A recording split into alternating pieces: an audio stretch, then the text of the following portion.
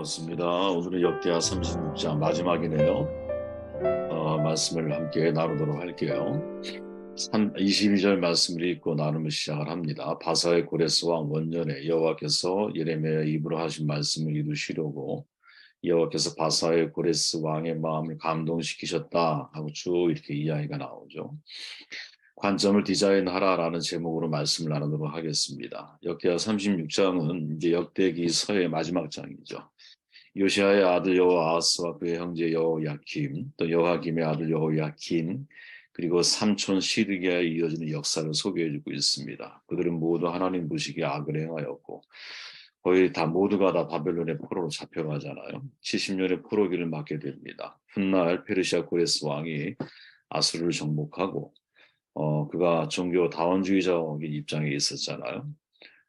종교 포용 의식을 가지고 있었기 때문에 다른 신들을 인정하면서 이스라엘에게 포로 귀환이라고 하는 희망적인 메시지를 전달함으로 역대기서가 마무리를 하고 있죠. 과연 이 과정에서 우리가 얻을 수 있는 교훈이 뭘까? 전체 역대기서의 핵심, 제가 생각하는 개인적으로 생각하는 핵심이 뭘까? 여기에 초점을 맞춰서 말씀을 나누도록 하겠습니다. 저는 이제 제일 중요하게 여기는 것 중에 하나가 열왕기서와 역대기서의 차이점이라고 저는 생각을 하는데, 예를 들어 19절에 보면 또 하나님의 전을 불사르며 예루살렘 성벽을 헐며 그들의 모든 궁시를 불사르며 그들의 모든 귀한 그릇들을 부수고 칼에서 살아남은 자를 그가 바벨론으로 사로잡아 가매 무리가 거기서 갈대아 왕과 그의 자손의 노예가 되어 바사국이 통치할 때까지 이르렀다. 요시아가 전쟁에서 죽고 유다는 애굽의 영향력 아래 들어가잖아요. 요시아의 아들 여호아스는 왕이 된 지 석 달 만에 느고 왕에 의해서 왕위를 패하게 되고 인질로 끌려가요. 요시아의 다른 아들 엘리야김을 이제 여호야김으로 개명하면서 왕위에 앉히죠. 25세, 25세 왕이 된 여호야김은 11년의 통치 기간 동안 아버지 요아스와는 전혀 다른 길을 걸어가거든요. 악한 길을 걸어요.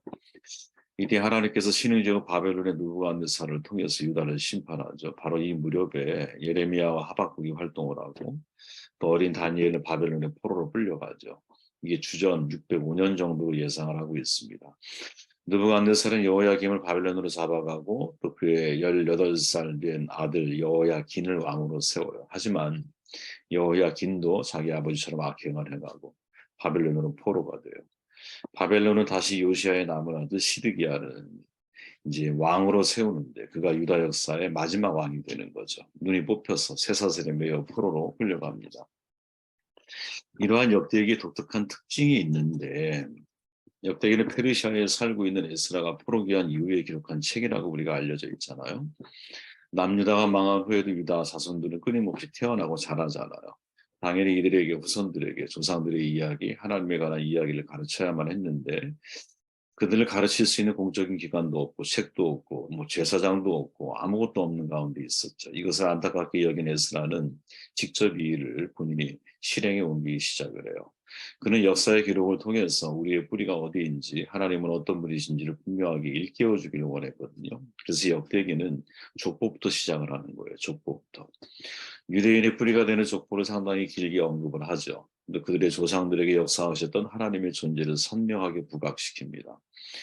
역사를 통한 교훈을 가르치기 위한 목적으로 기록된 책이기 때문에 역사적인 사실도 물론 중요하지만 그 사실을 우리가 어떻게 해석하고 이해해야 하느냐, 왜 우리가 포로 70년이라고 하는 포로 기간을 보내야만 했었는가에 대한 답을 사실은 찾아줘야 되고 해명을 해야 되는 거잖아요. 그렇게 역사적인 의미에 초점을 맞추죠. 이게 열왕기서와 역대기의 가장 큰 차이점인데 열왕기서는 여러분 팩트 그 자체에 초점을 맞춰요. 근데 역대기는 그 팩트 이면에 있는 그 역사적인 의미나 신앙적인 진실에 초점을 맞추는 거죠. 이거를 조금 좀 재미있게 표현해 보면 우리가 사실을 보지만 이 사실이 사실이 아닐 수 있거든요.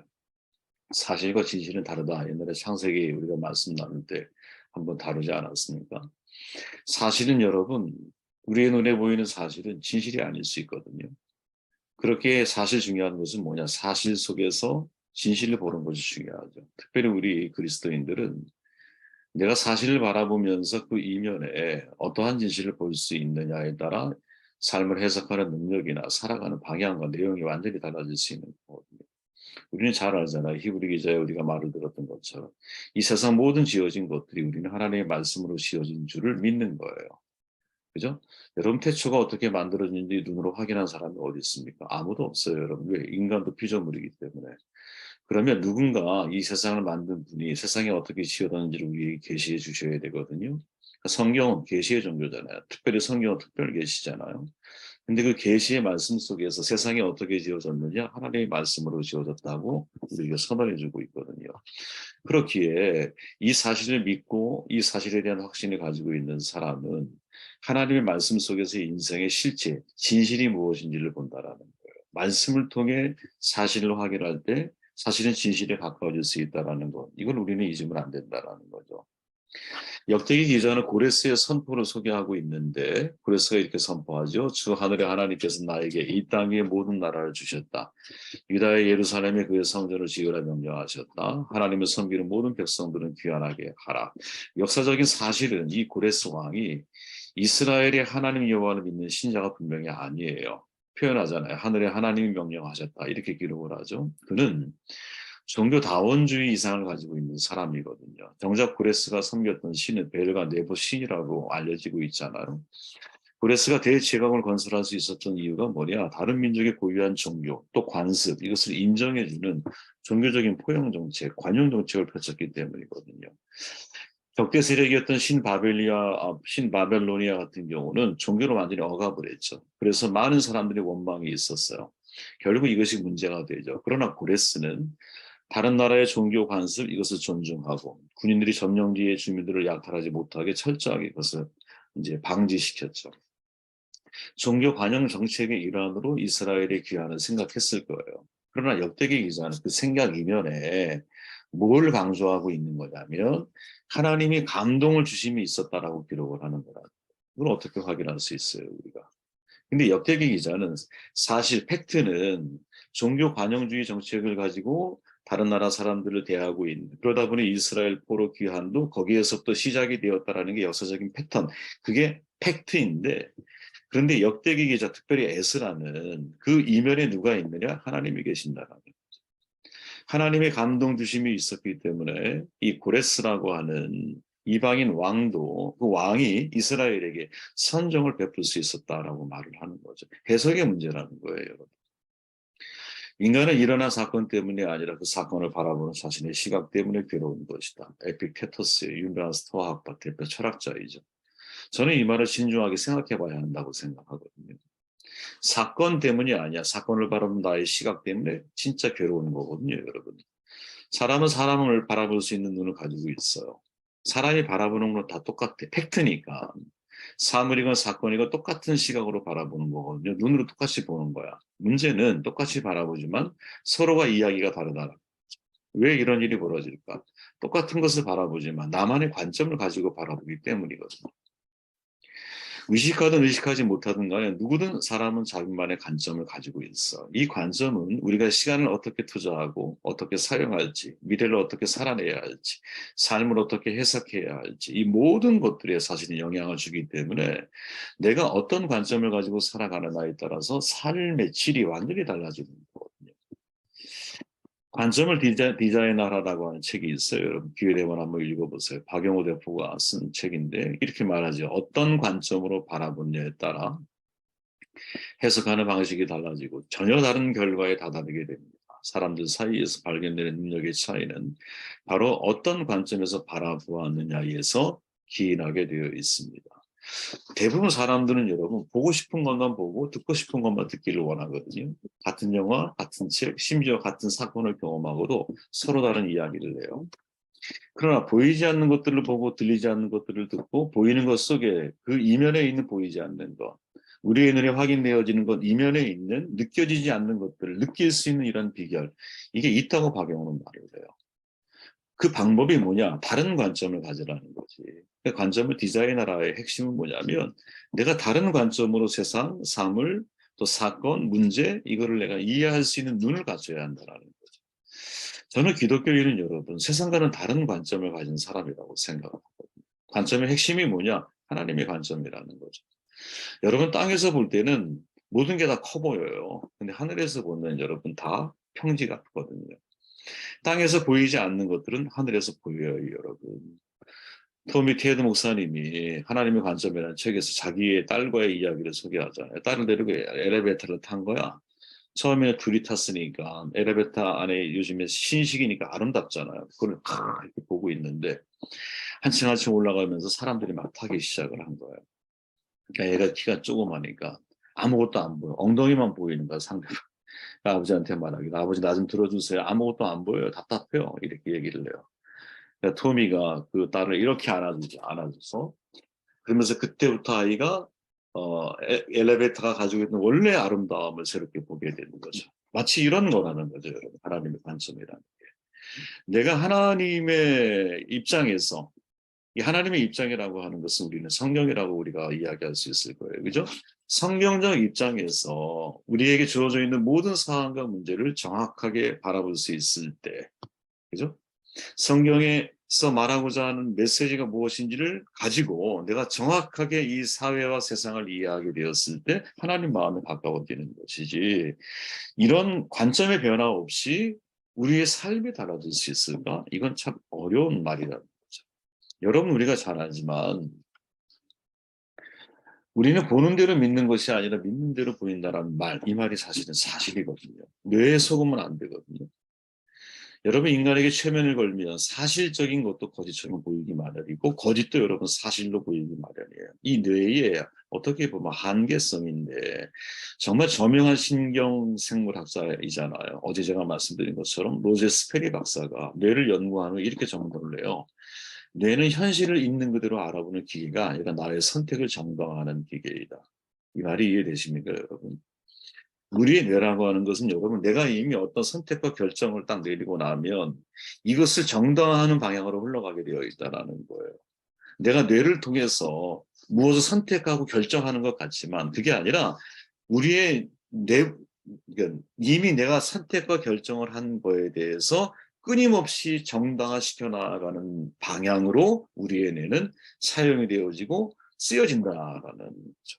그렇게 여러분 이 말을 뒤집어 생각해 보면 우리가 마땅히 어떤 일에 대해서 그죠?